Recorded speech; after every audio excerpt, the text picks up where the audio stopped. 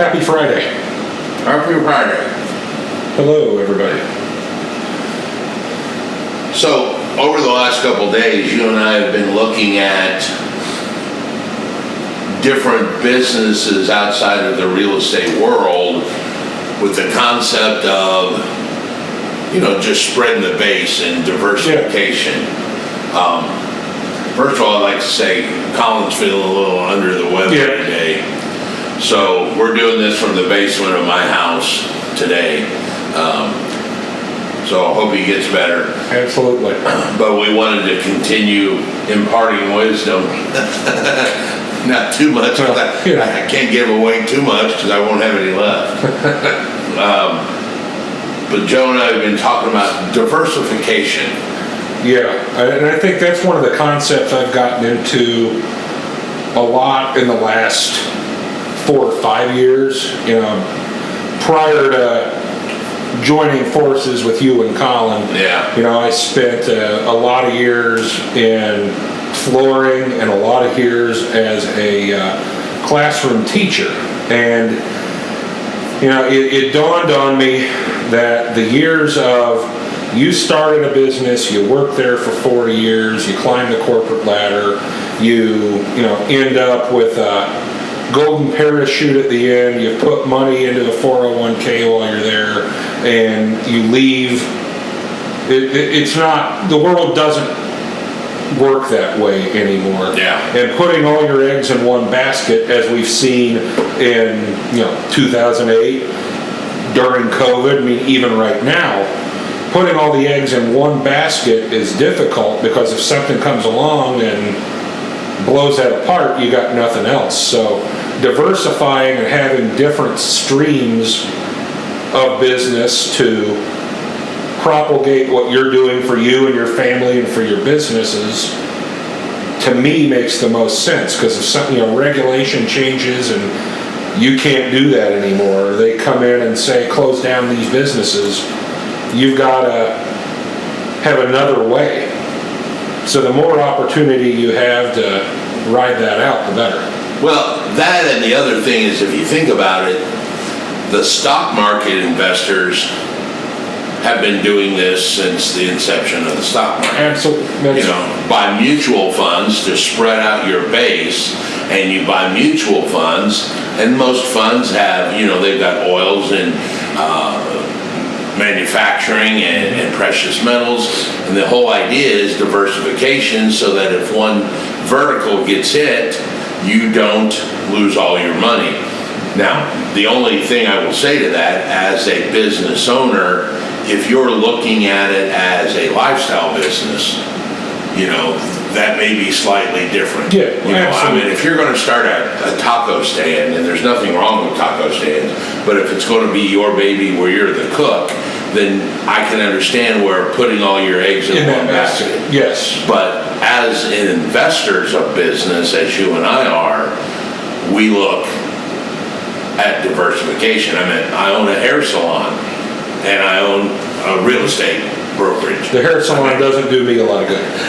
It's not doing me a lot of good either. But the point being is, it is so out of the realm of what I do day to day, but it was bought as an investment, and I run it like that, like a mini 8-unit rental property where I collect rents. But that's what I think we're talking about. Well, and I think the other thing, I go back to the radio show a few weeks ago. We got an email about someone that wanted to start a business and how could he lower his risk.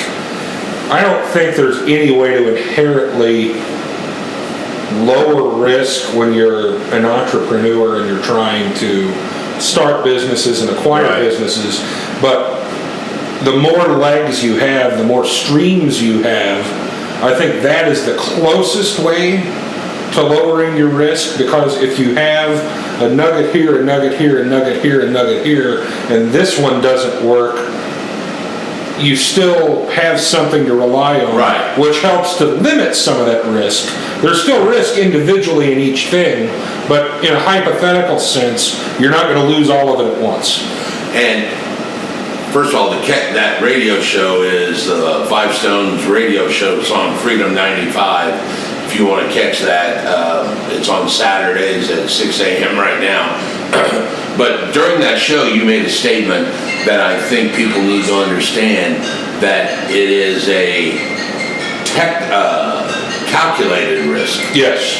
You know, there are no ways to eliminate risk, because with risk comes the reward. The question is, how do you mitigate or make sure you know the risk so that you can take mitigations? Well, I mean, you have a risk every day. Yeah. Every day you walk out the front door, you're risking something. Every time you get in your car, you're risking something. The risk level may be very, very low, but there is risk. I mean, that's life. Yeah. You can't avoid something. You can't avoid risk if you plan on living. Yeah, and we mitigate risk all the time. We wear seatbelts in the car. That's the whole point of a seatbelt, is to mitigate the risk of a severe catastrophic if you have an accident. Yep. And you can do that with businesses as well. Collin is constantly asking me, what do you think about this business? And I have told him, and I've said it on the radio before, my number one thing I look at for businesses is their management in place. Yep. Because to me, that is the biggest risk mitigator. I don't have a barber's license. I don't know how to run a barber shop or a hair salon, but there were managers in place that did, and that's what they do. And that was the biggest risk mitigation, was management that was in place. Well, and to me, that's always come down to, I mean, I looked at the same thought process when I was in the flooring business. I was running the contract and commercial leg of a local company. And, I kept telling myself, I think I could do this whole thing. But the reality is I had never done anything behind the scenes. And that's where someone like you comes in. You have spent so many years with so many different businesses.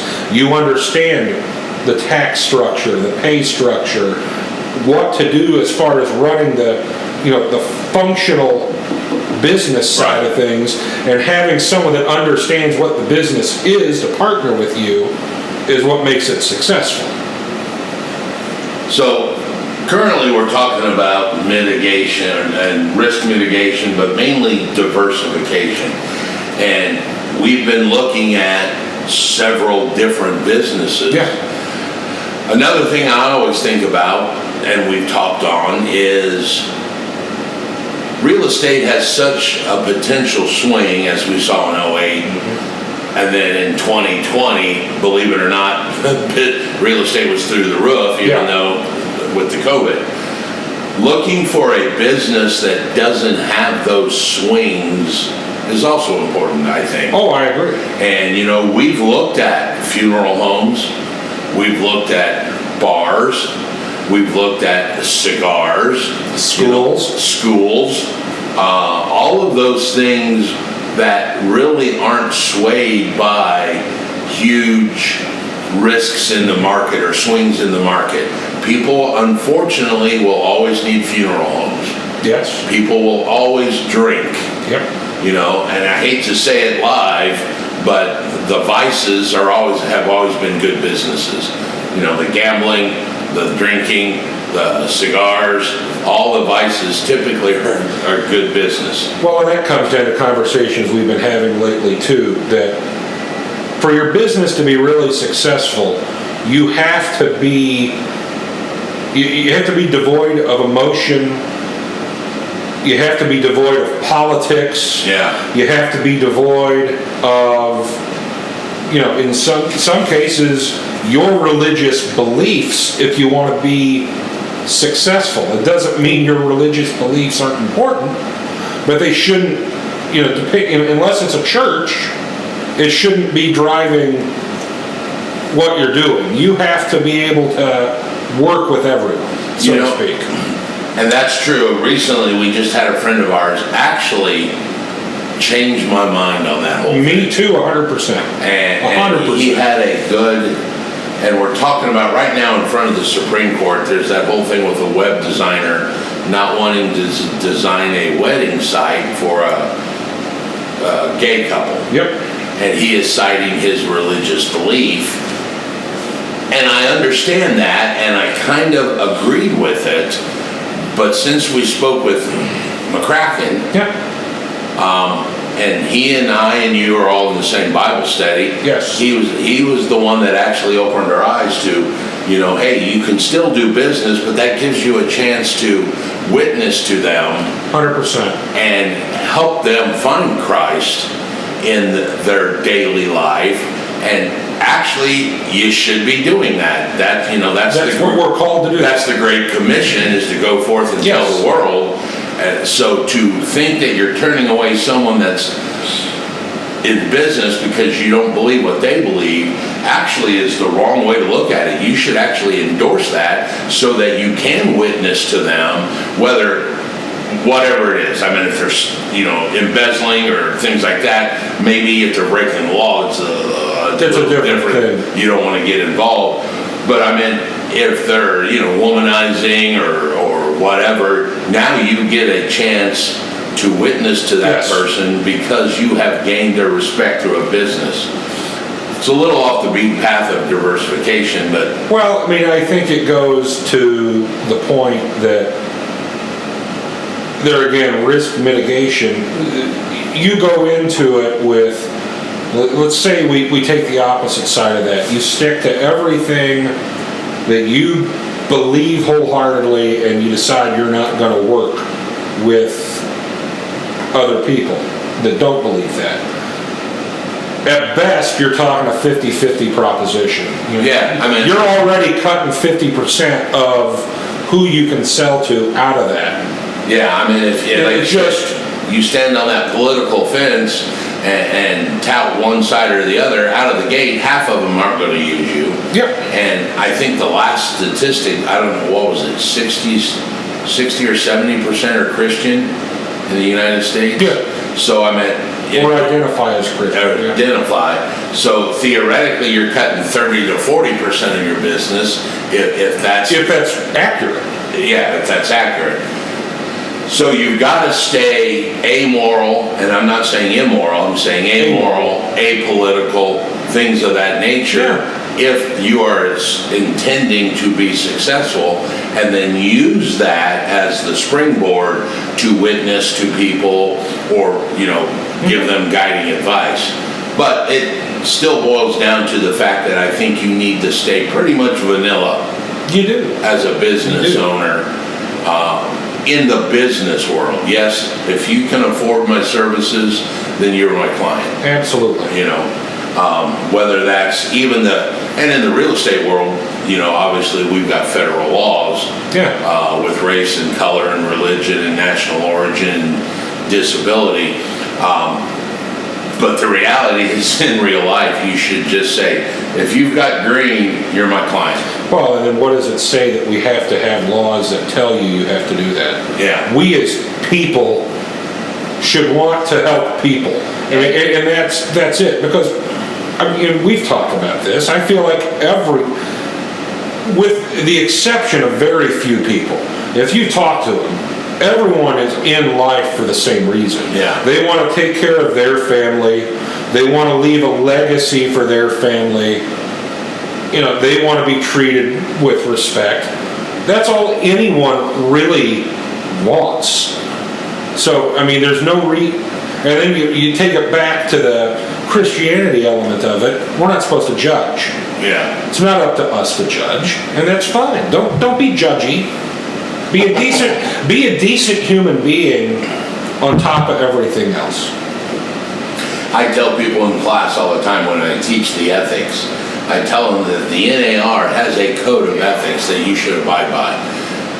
But then I follow that up with, if you actually need rules to tell you how to do business, you probably don't need to be in that business. Yeah, you probably should have other thoughts, because like you said, just the plain humanity of it all. You should treat them anyway. We shouldn't have to have a law that says. No, and when I'm teaching that course, I tell them to think of the movie Office Space. Okay, the code of ethics is the bare minimum.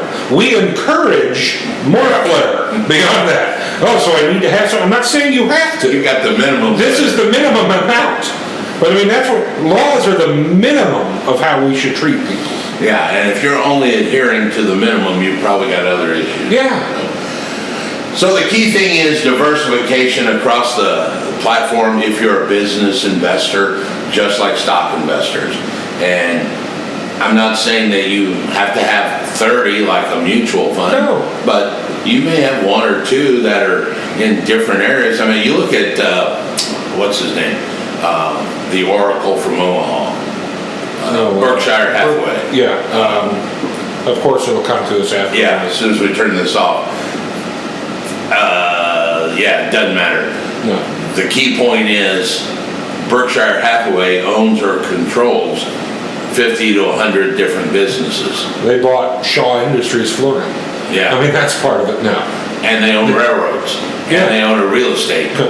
So, I mean, he's smart enough to understand that it does require that even keel to be successful. And I think what you said, it resounds with me, makes a lot of sense. View your businesses as stock holdings. You're going to have some businesses that have lower risk, maybe lower reward. And when you have some of those that are forming your base, it allows you maybe to, well, that business seems a little risky, but it could really net some profit if I take a chance on it and run it the right way. It allows you the opportunity to take a little more risk if you're baking the cake over here, this one can become the toppings. Yeah. But you still got your cake.